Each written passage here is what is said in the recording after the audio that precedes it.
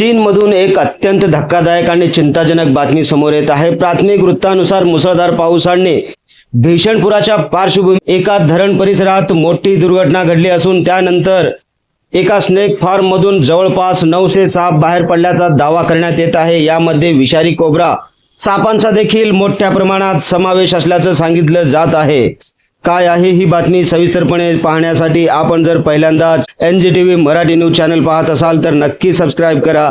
नमस्कार, मी बंदगी NGTV Marathi news channel मध्ये तुम्हा सगळ्यांचं सहर्ष स्वागत करतोय। मिळालेल्या माहितीनुसार पुराच्या पाण्यामुळे स्नेक फार्मचे मोठे नुकसान झाले असून त्यामुळे शेकडो साप आसपासच्या गावांकडे वाहून गेले आणि बाहेर पडले आहेत।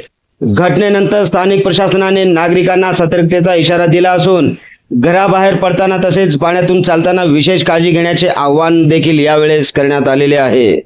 काही माध्यमांच्या वृत्तानुसार काही ठिकाणी साप घरांमध्ये शिरल्याची घटना समोर आल्या असून सर्पदंशाच्या घटनांचाही दावा करण्यात येत आहे। मात्र या सर्व घटनांची अधिकृत पातळीवर संपूर्णपणे पुष्टी होणे बाकी आहे। दरम्यान आपत्कालीन पथके आणि वन्यजीव तज्ञ परिसरात शोध मोहीम राबवत असून विषारी सापांना पकडण्याचे काम युद्ध पातळीवर सुरू असल्याचे सांगितले जात आहे। स्थानिक प्रशासनाने नागरिकांना अफवांवर विश्वास न ठेवता केवळ अधिकृत सूचनांचे पालन करण्याचे आवाहन केले आहे। चीनमधील या घटनेमुळे संपूर्ण परिसरात भीतीचे वातावरण निर्माण झाले आहे। या प्रकरणातील अधिकृत माहिती समोर येताच आम्ही आपल्यापर्यंत त्वरित पोहोचू। अशाच वेगवान आणि अपडेट बातम्यांसाठी पाहत रहा महाराष्ट्राचा बुलंद आवाज NGTV Marathi news. Bureau chief Nizamshah Shaikh सोबत बंदगी NGTV मराठी न्यूज सोलापूर।